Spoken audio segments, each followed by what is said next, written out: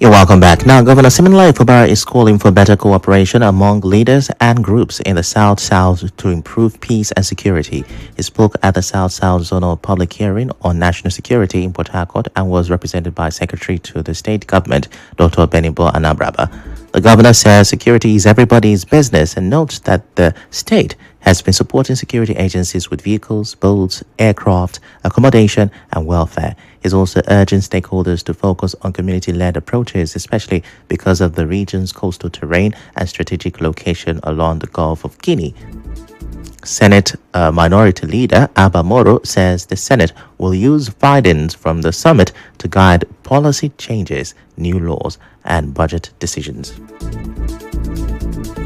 Moving over to flood issues, a stakeholder, Jackson Omenazo, says people living in flood-prone areas in River State need more than relief materials. He spoke after the distribution of relief items to Oyibo and Kokana local government areas and is advising the state government to also support victims with agriculture, health, education, and other forms of assistance.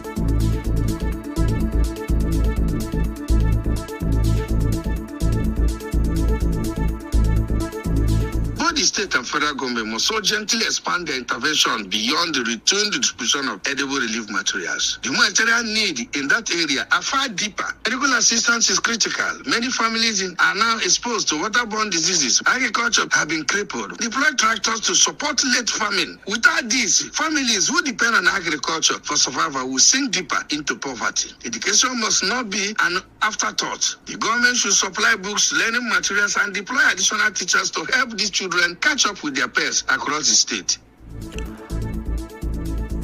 Away from that, the River State chapter of Redan is urging residents to stay calm over recent land acquisition and revocation notices from Ruwama. The body says it has taken note of the concerns raised by members of the public over the recent land acquisition and revocation notices issued by the River State Waste Management Agency. Now, the notices affect areas around Iguruta in Ikwere local government area and Boskel Road, Elelewon in Obiakpo local government area, which have been earmarked for waste management operations and the reactivation of the government-owned borough pit. Redan Chairman Ori Martins says the affected site is an old borough pit the government wants to reactivate, not a new dump site or mass demolition. After inspecting the locations, the Redan executive team confirms that the government is only putting an old facility back to use to strengthen waste management in this state. The association also stressed that the River State government is acting within the Land Use Act, which allows the land to be acquired for public purposes such as environmental protection and waste management.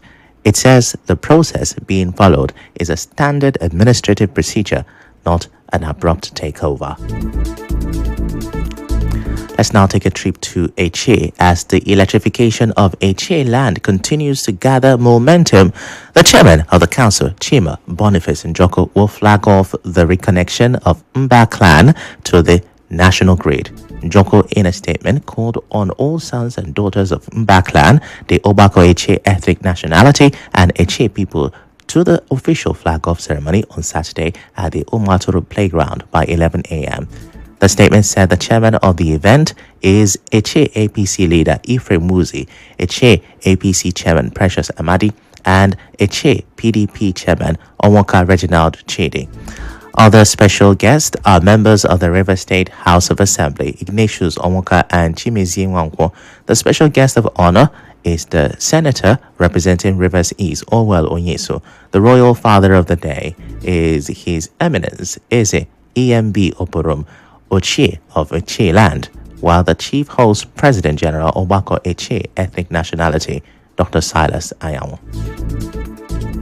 From Eche, let's go to Ikwere local government area, where the chairman, Charles Nwubodo, says he will support community activities that help reduce insecurity. He spoke when organizers of the Ishokbo Bicycle Carnival visited him. Nwubodo says events like the carnival promote unity, especially during the festive season. He is encouraging other communities to follow the example.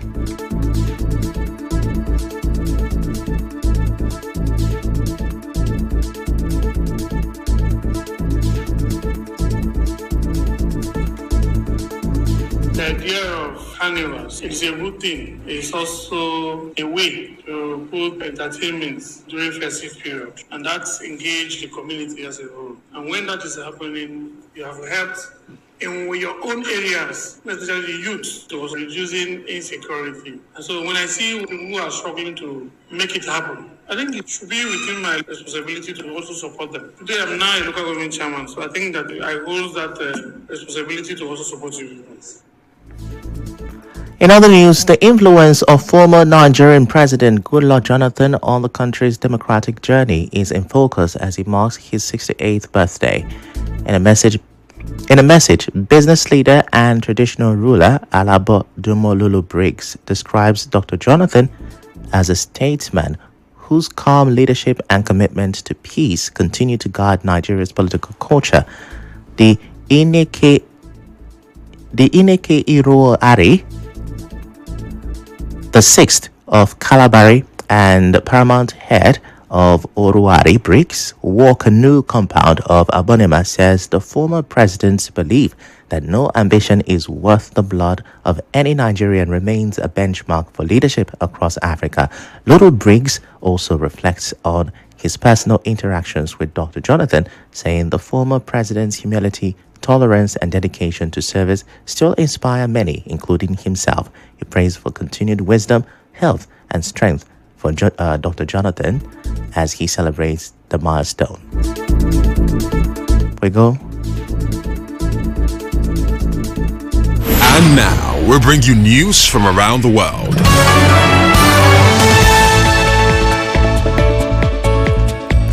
Two Palestinian teenagers have been shot dead by Israeli forces in the Kafar Aqab area of occupied East Jerusalem, according to the Wafa news agency.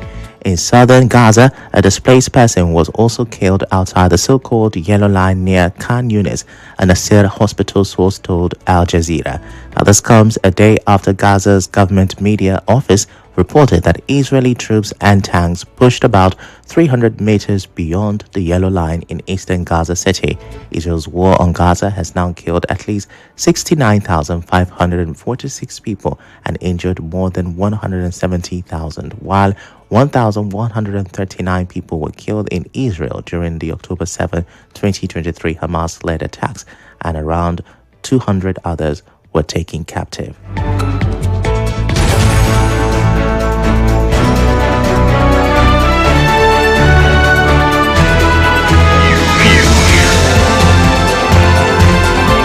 This is the news on 92.3 Nigeria Info. That's the news, but before we go, here's a look at the headlines once again. We told you that an unspecified number of students abducted in Niger State, as the Niger State government has blamed the school for abduction. You also heard that the Niger Police Command says it has begun plans to rescue kidnapped students. And we told you that the abductors of Kwara worshippers have demanded billions. Plus, we brought you a report that the U.S. Congress is divided over claims that Nigeria's insecurity is Christian persecution. The news was edited by Ufoma Ibamano. To reach the news team, send an SMS on WhatsApp to 0808-721-7215. I'm Ifechukwu Muonyili. Many thanks for listening.